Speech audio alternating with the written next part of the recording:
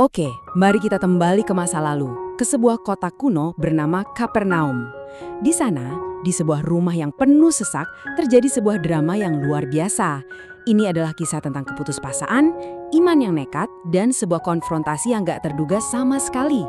Pernah nggak sih ngerasa mentok saat semua jalan kelihatannya buntu, kita terpaksa harus cari cara lain, cara yang mungkin nggak pernah kita pikirkan sebelumnya. Nah, semangat inilah yang jadi pendorong utama di balik kisah luar biasa yang akan kita bahas tuntas hari ini. Coba kita bayangin ya suasananya gimana. Kapernaum itu kota nelayan yang sibuk di tepi Danau Galilea. Begitu ada kabar kalau Yesus ada di salah satu rumah di sana, wih, orang-orang langsung berdatangan. Ini bukan sekedar kumpul-kumpul biasa, ini udah jadi pusat perhatian seluruh kota. Dan rumahnya ini, jangan bayangin rumah yang besar atau mewah ya.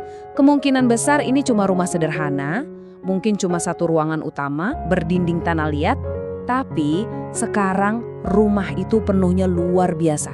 Orang-orang sampai berdesak-desakan keluar pintu, nutupin semua jalan masuk. Jadi buat masuk, wah udah nggak mungkin sama sekali. Dan di tengah lautan manusia ini, Yesus sedang mengajar. Nah, di tengah kekacauan itu muncul sebuah pemandangan yang beda banget.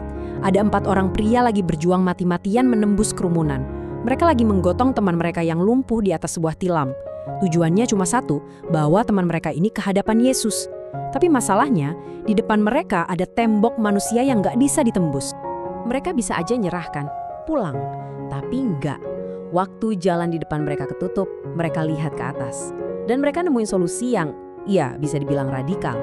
Atap rumah zaman dulu itu kan bukan genteng kayak sekarang, tapi lapisan tanah liat, ranting, sama jerami yang dipadatkan. Jadi buat ngebongkarnya, itu tindakan nekat banget, pasti berisik, berantakan, dan jelas ganggu semua orang yang ada di bawah. Tapi buat mereka, ya cuma itu satu-satunya jalan yang tersisa. Coba bayangin momennya, Yesus lagi ngajar, tiba-tiba dari langit-langit mulai jatuhan debu sama serpihan-serpihan. Terus muncul lubang, dan sesosok tubuh di atas tilam diturunkan pelan-pelan tepat di depannya. Yesus melihat aksi nekat ini, dan dia nggak ngelihat ini sebagai gangguan. Dia justru melihat iman dari teman-teman orang ini. Dan responsnya itu bikin semua orang kaget. Bukan kesembuhan fisik yang dia kasih pertama kali, tapi sebuah pernyataan rohani yang jauh lebih dalam. Pernyataan ini, dosamu sudah diampuni, langsung mengubah suasana ruangan jadi tegang. Kenapa? Karena di antara kerumunan itu ada beberapa ahli Taurat. Mereka ini pakarnya hukum agama, penjaga tradisi. Dan di kepala mereka, kata-kata Yesus itu bukan cuma berani, tapi berbahaya. Sebuah tuduhan serius pun mulai muncul dalam hati mereka. Nah, disinilah inti masalahnya. Buat para ahli Taurat, aturannya udah jelas banget. Cuma Tuhan yang bisa mengampuni dosa. Siapapun yang mengaku punya kuasa itu, sama aja dengan menyamakan dirinya dengan Tuhan. Dan dalam pandangan mereka, ini adalah penghujatan, pelanggaran paling berat dalam hukum Yahudi. Ini bukan lagi soal perdebatan biasa, ini udah jadi tuduhan yang sangat serius. Hebatnya, Yesus tanpa mereka ngomong sepatah kata pun tahu persis apa yang ada di pikiran mereka. Dia lalu ngelontarin pertanyaan yang brilian banget buat mematahkan logika mereka. Coba deh pikirin, siapapun bisa kan ngomong, dosamu sudah diampuni. Itu klaim yang nggak kelihatan, nggak bisa dibuktiin saat itu juga. Tapi untuk bilang, bangunlah dan berjalanlah kok orang yang lumpuh, nah itu klaim yang butuh bukti langsung saat itu juga dan nggak bisa dibantah. Dan sekarang, suasananya pasti tegang banget. Semua orang di ruangan itu menahan napas. Yesus akan menjawab pertanyaannya sendiri, bukan pakai argumen lagi, tapi pakai tindakan nyata.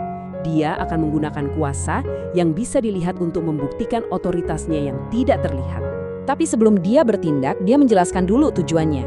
Jadi, penyembuhan ini bukan cuma soal belas kasihan. Ini adalah sebuah pembuktian. Dia pakai sebutan anak manusia, sebuah gelar yang merujuk pada sosok ilahi dengan otoritas dari surga. Intinya, dia bilang, aku akan tunjukkan ke kalian bukti fisik supaya kalian tahu kalau aku punya otoritas rohani di bumi ini. Lalu, dia menoleh ke orang yang lumpuh itu. Perintahnya bukan cuma sembuhlah, perintahnya itu spesifik banget dan penuh kuasa. Bangun, angkat tempat tidurmu, dan pulanglah ke rumahmu.